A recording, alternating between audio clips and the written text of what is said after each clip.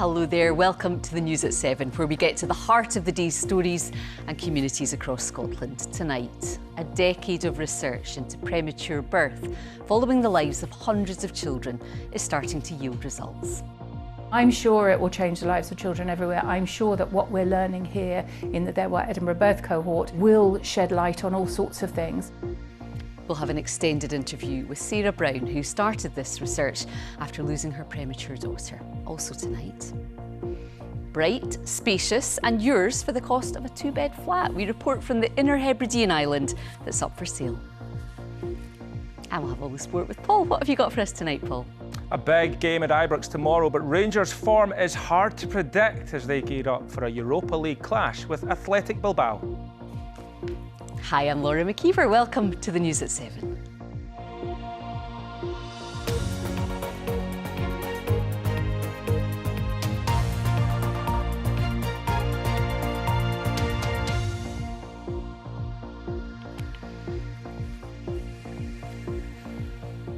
We start tonight with the loss of one short life, which has come to have a lasting and important impact. 23 years ago, Sarah Brown and her husband, the former Prime Minister Gordon Brown, lost their 10-day-old daughter Jennifer. Jennifer was born 7 weeks premature, and her death led her parents to found a laboratory in her name with a focus on the causes and consequences of premature birth. A key part of this has been following the lives of 400 children from their birth 7 years ago through early life and childhood. And those findings are now starting to yield new insights. Katrina Renton has been to meet Sarah to talk about her daughter and her enduring legacy. For Gordon and I, losing Jennifer was the greatest loss, and it's one that stays with us. That doesn't change. But of course I'm proud of what her legacy is, because it did galvanise in us starting something that has grown to be something very extraordinary today. But I think it's come from a lot of different places where there were scientists willing to do the work and to keep exploring and uncovering more. As a mum, you'd have been wanting answers. Why this happened to your daughter? You're always going to want answers, when something, when you experience, such a big loss, seeking that answer, but also turning to the medical professionals that helped you, and they're also not able to give you all the answers. But of course, by finding the answers, we also can find the solutions. And I remember watching the film that you did, that you got 13,000 letters from parents that had experienced what you'd gone through. Did that, because you were in the public eye at the time, did that give you a kind of almost like a spurring you on to do this, that other people could resonate with what they could see you sadly very publicly had to go through? Yeah, well, I didn't expect my first pregnancy to end the way it did. We were very, very privileged that we had 10 very precious days with Jennifer. But after that, when you're looking to just live with that loss and learn how to live with that loss, I did receive 13,000 letters and cards and people writing to me. And so many of them were stories of a similar loss, or just, loss in different ways, but parents not looking for answers, but never having had answers to it. And that led me to start talking to the doctors who I knew and who had helped me in looking after Jennifer, and realising that there was some more that could be done on the frontiers of science. Tell me what's impressing you most about what you're finding out so far from the cohort? I think, first of all, for me, just the families that are so willing to come on board. There's 400 families who've said, with 300 or so babies born early, the rest of them are full term, that they've committed to this, that they've come in, had the tests, these extraordinary brain scans that just give you information that was never possible before. And to be able to see as they grow age 2, age 5, age 7, where they are now, to see how that brain is working and reacting and responding to the environment. And we're starting to see how they're arriving at school and settling at school. So I think as I listen to the scientists, I realise that we're hearing more about the gut-brain axis. We're learning more about how the body reacts, how nutrition can help, how sleep helps, how maternal care, but also the stark realities that the poverty you experience in a family, that socioeconomic realities are a big driving factor. So this is never something that scientists and doctors and charities can do on their own. I think we're really going to need society at large to step up, politicians to play their part. And it really is a global thing as well, because obviously it's the only cohort of this kind in the world. So this is groundbreaking. This is stuff that is going to change the lives of children everywhere. I'm sure it will change the lives of children everywhere. I'm sure that what we're learning here in the Edinburgh Birth Cohort and from those families and those doctors that are, and midwives that are studying the results there will shed light on all sorts of things, and we'll learn things that are important to take back into the neonatal unit, back into early childhood care, but also paying forward into school years and adulthood to learn how the brain develops and how we see, you know, children responding to their environment, how they're learning, their attention, all sorts of things, where I think it's got huge implications, and there's no limit to where that information and that knowledge can go.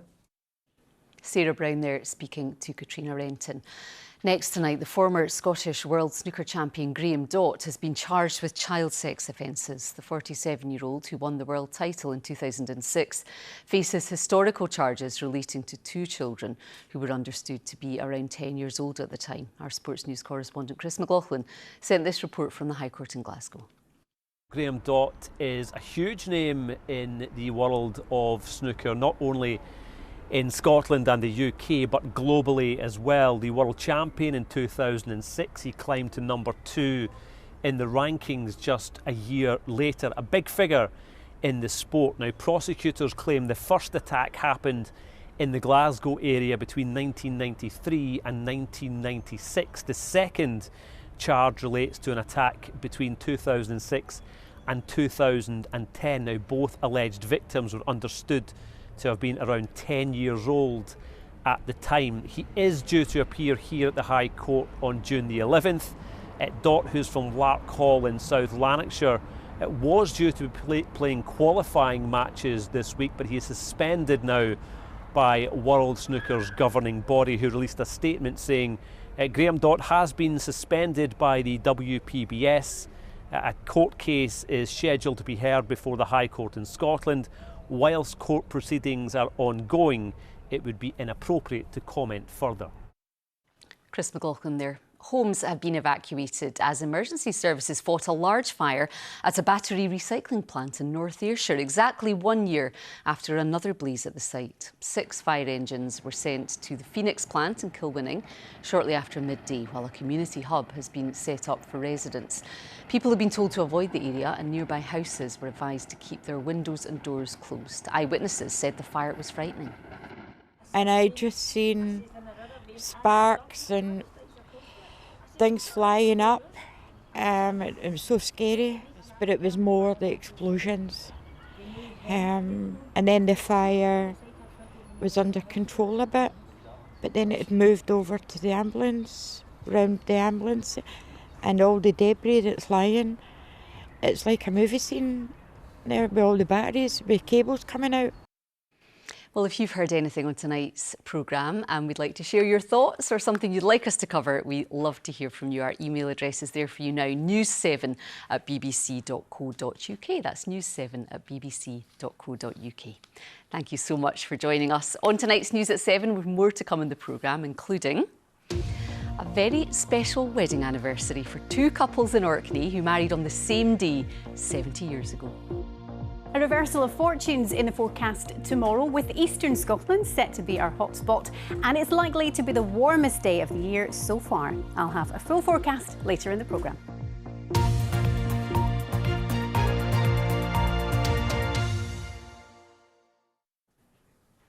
Men who sexually offend against children are nearly 4 times more likely to use dating sites than non-offenders. That's according to a report from the University of Edinburgh's Childlike Global Child Safety Institute, which is calling for stronger regulations on matchmaking apps.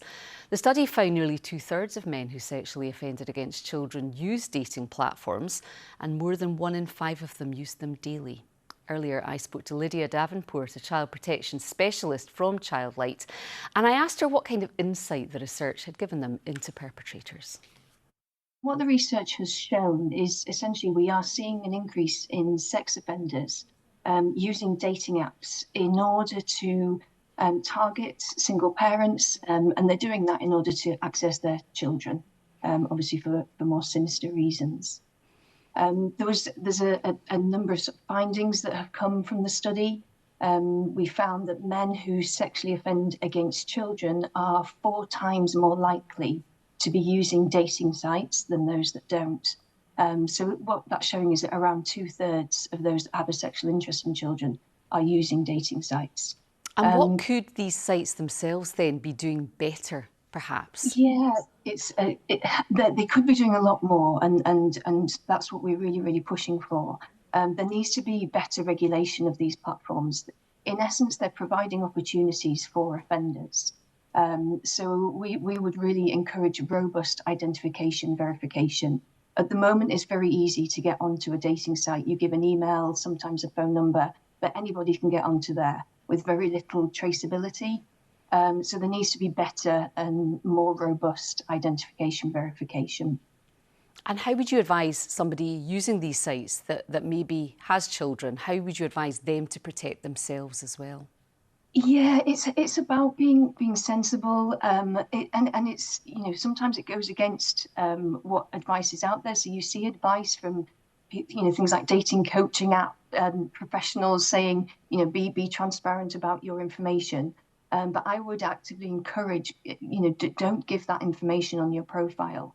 You don't need to sort of be saying whether you have children or not, and giving those flags to these potential offenders that are seeking out potential vulnerabilities in people, so that they can target them. So it's just about having that awareness and about not becoming a target yourself.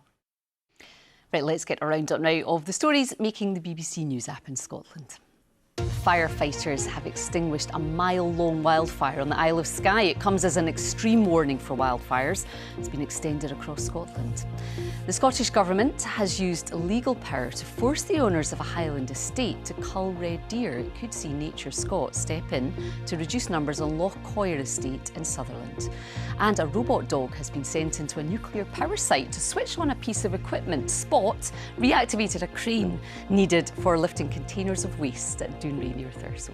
For more information on all of these stories, you can scan the QR code. It's there for you on the screen now. It will take you to the BBC Scotland News app, where there is much more, including plans by Scottish Borders Council to close 6 nurseries because of low child numbers.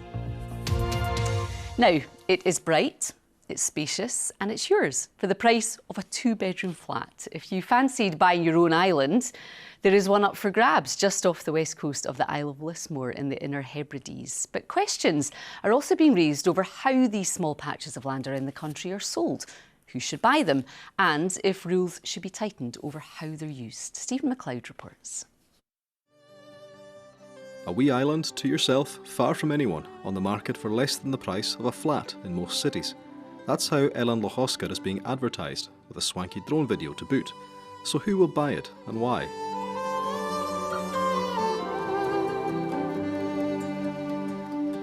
The island is 10 acres square and around 200 metres off Lismore's western shore, sitting on the market at £125,000. It has been in Archie McGillivary's family for around 100 years. We wintered hogs, ewe lambs on the island. We wintered them there every year. Well, it was my grand uncles that had it way back in the early 1900s. It's just been passed down. It was a registered croft and I got the chance of buying it. We worked to sell it, but I took this COVID and it's kind of still going to be a bit for the working. I'm sort of the work now I'm not fit to do. Archie has had a few interested parties contact him about the island, with some very different ideas on how it could be used. There's 2 people been interested. Someone that wants to start up an oyster farm, and the other one is to do with whiskies from London. We don't know what he's up to. Unlike Archie though, most sellers don't take the needs and wants of the local community into account. It's almost unregulated, and what we would say is it should be assessed on what the community wants, what the community needs. There should be that conversation and that discussion early on in the process, where there is an opportunity to develop these places, either as small economic initiatives, business initiatives, housing a key question for a lot of areas, then that conversation at least should take place. Sellers like Archie believe that anybody buying into a community should give back when they can. Yeah, well, I don't see why not, but it'd be up to the chap that bought it to have his own goodwill.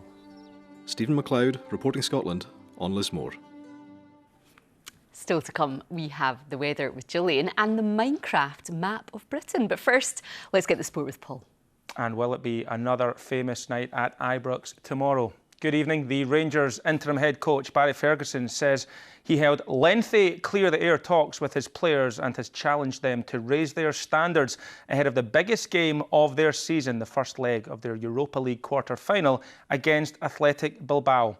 The Glasgow club have struggled with their home form since the turn of the year. A shock Scottish Cup exit to Queen's Park in February kick-started a record-breaking run of 5 consecutive defeats at Ibrox, with a 2-0 defeat against Hibernian on Saturday, the most recent of their disappointing results. Although Ferguson's men came through on penalties against Fenerbahce in their last Europa League tie, they conceded 2 goals in normal time, something they've done in 7 of their last 10 games. I've seen aspects in certain games mentally strong, but other games they're just way off it. You can't be like that. You can't. It's not just a switch that you can turn off and on, and that's the case. That's what we've done. As I said, the big games are the ones generally are the easy ones that you don't really need to motivate. It's the other games that's became a real issue, and that's something again that we spoke about as a group at length. And now, hopefully going forward, I'll start to see a bit more consistency, because that's something that we've certainly not showed over the season. We've done it. Played really well, if I'm being honest with you, in some games. In other games, it's just been a total different team. I think European games have been at a high level for Rangers this season. They've performed really well, and what an opportunity they've got. We're under no illusions that it's going to be a tough task. But these games, I keep going back to it, as a footballer, as a coaching staff, as a manager, these are the games you want to be involved in. You want to go and pit your wits against some of the best, and I think they've got real quality in their team. And I've said that to the players over the last couple of days. This is what being a footballer's all about. These big nights at Ibrox, the fans coming in, their support, playing under the floodlights, can't get any better.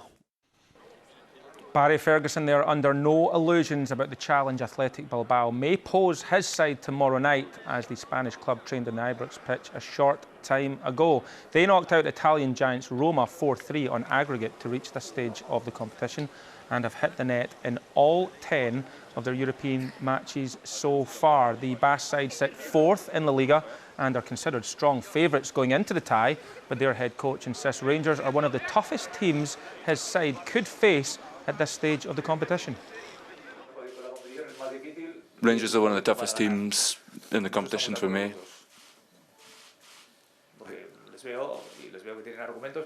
I think there's arguments that they could be one of the favourites. Any team that's in the quarterfinals is here because they can achieve big things. So it's a knockout competition. The team that makes the fewest mistakes, who does the best, can get into the next round. The Scottish FA have appointed Melissa Andretta as the new head coach of the women's national team on a 4-year contract. Andretta will arrive at Hampden next month from her current role as assistant coach of Australia, where she guided the Matildas to 4th place finishes at the World Cup and Olympic Games. Speaking on the Behind the Goals podcast, Scotland captain Rachel Corsie, who spent a season playing in Australia, says she hopes Andretta's success can rub off on the Scotland players. I don't think we've crossed paths, which I've been trying to figure that out.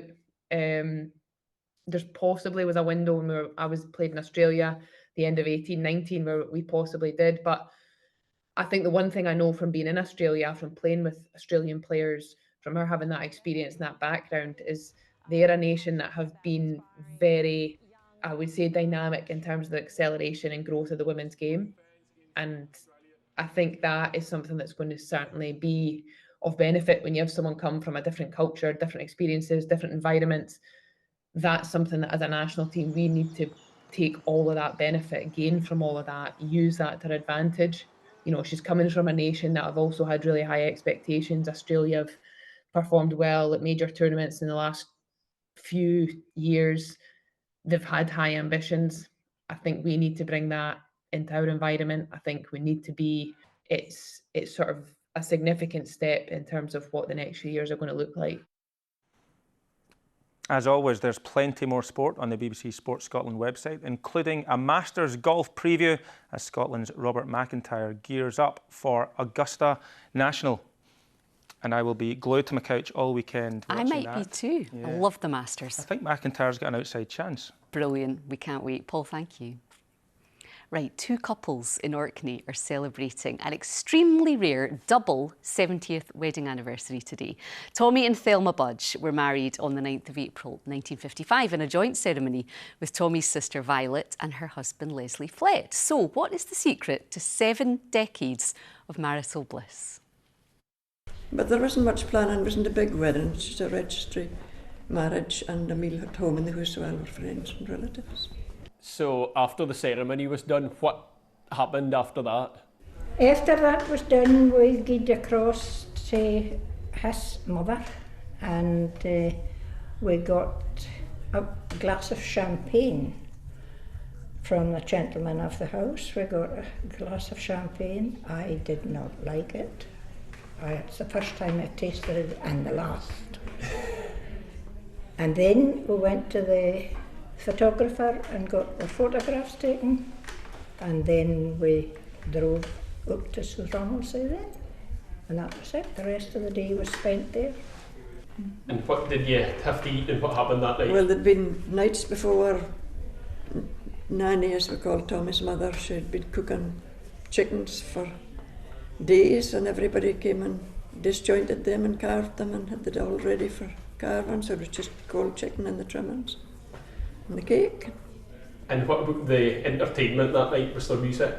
There was no entertainment at all till an old cousin of Tommy's father suggested that it was time Tommy to wear a smooth organ. So you took out the smooth organ, Tommy? Yeah, I gave him a tune now and again just to keep him quiet. Can you remember what you played? No.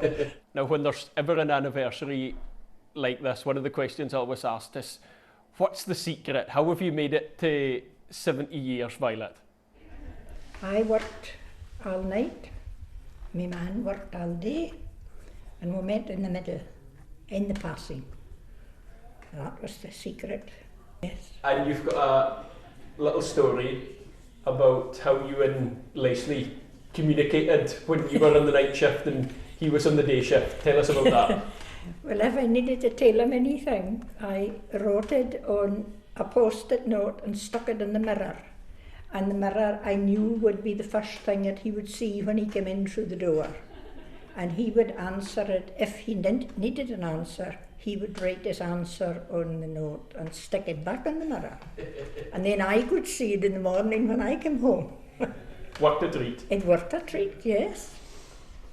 It's all in the post-it notes. Violet Flett speaking to David Deldy there. Right, imagine this now. Ben Nevis, Glasgow and the Western Isles mapped out in the world of Minecraft.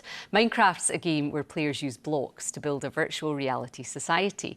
And now the mapping agency Ordnance Survey have mapped locations around Britain, creating the largest real-world place to ever exist in the Minecraft universe. It coincides with the Minecraft movie just out in cinemas. Paul Taylor from Ordnance Survey has been telling me more.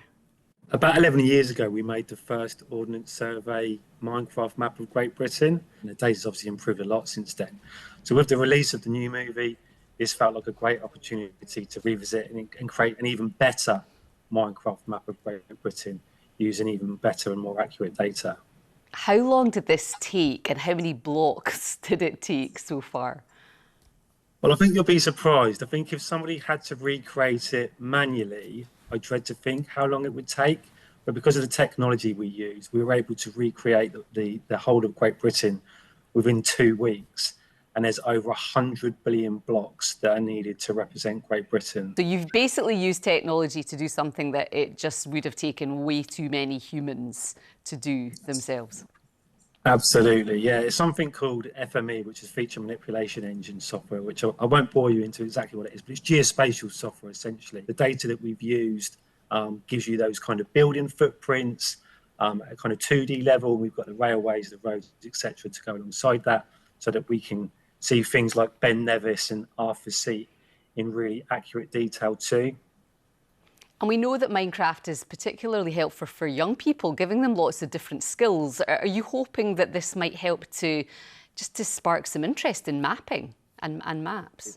When we heard there was going to be a new Minecraft movie, this just felt like a great opportunity to get our data to a different younger audience, in this case, children, and hopefully getting it to be used in classrooms too. So there's a real education purpose behind it as well.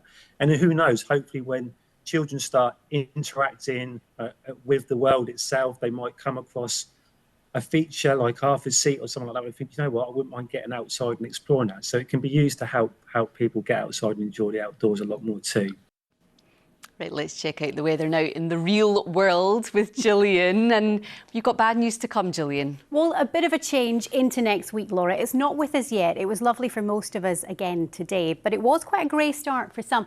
Lots of scenes like this one in Aberdeenshire, but for most, that strong spring sunshine started to come through. Lovely blue skies developing over Stirlingshire and across Loch Arbour. Barely a cloud in the sky. Once again, it was warmest in the west today, but that is set to change tomorrow, because if we take a closer look at the pressure chart for the next few days, high pressure sinking southwards and it's setting up a westerly airflow tomorrow. So that warmth will be pushed across to eastern Scotland. More of the same on Friday. And then for the weekend, high pressure finally pulls away, low pressure moves in. But it's a slow transition to more unsettled weather. The first half of the weekend looking decent. Sunday into next week, a bit more unsettled. But by tomorrow morning, it's still fine. It will be a chilly start to the day. A few pockets of mist and fog here and there, but that won't last long in the sunshine, and once again there will be plenty of that on offer. Still cloudier conditions over Shetland and some cloudier conditions moving into Orkney during the course of the day as well, because we'll see thickening cloud moving into the far north and northwest, bringing some patchy rain perhaps to the Northern Isles later in the day. But across the mainland it's blue skies and sunshine, and we could see 22 Celsius in inland Aberdeenshire. That will be our hotspot tomorrow, but generally mid to high teens. Wee bit cooler for western coastal fringes with that breeze coming in off the sea. We head into Friday and it's still a high pressure story for most of us, but we have this weather front to the northwest, so that's going to bring cloudier conditions to the northern and western Isles with some outbreaks of rain moving in later in the day. For most, again, lots of sunshine, perhaps that sunshine turning a wee bit hazy as the afternoon goes on, and temperatures, well, not what they have been, but still not bad, and up to 19 or 20 Celsius in the best of it in the east. Now we head into the weekend then, and Saturday still looking fine. We'll get away with another dry day. Best of the sunshine will be across eastern Scotland because we have a weather front trying to make inroads, and that will bring thickening cloud across the west. For Saturday evening, we will see some outbreaks of rain moving in across the country. And as we head into Sunday and Monday, it is looking more unsettled as low pressure moves in. So for Sunday, we'll start with some outbreaks of rain. That will clear to sunny spells and scattered showers. And into next week, it's looking like April showers. Laura. Oh, they had to come eventually. Thanks, you had a good Gillian. And thank you for being with us tonight. We're back tomorrow at 7. Bye-bye.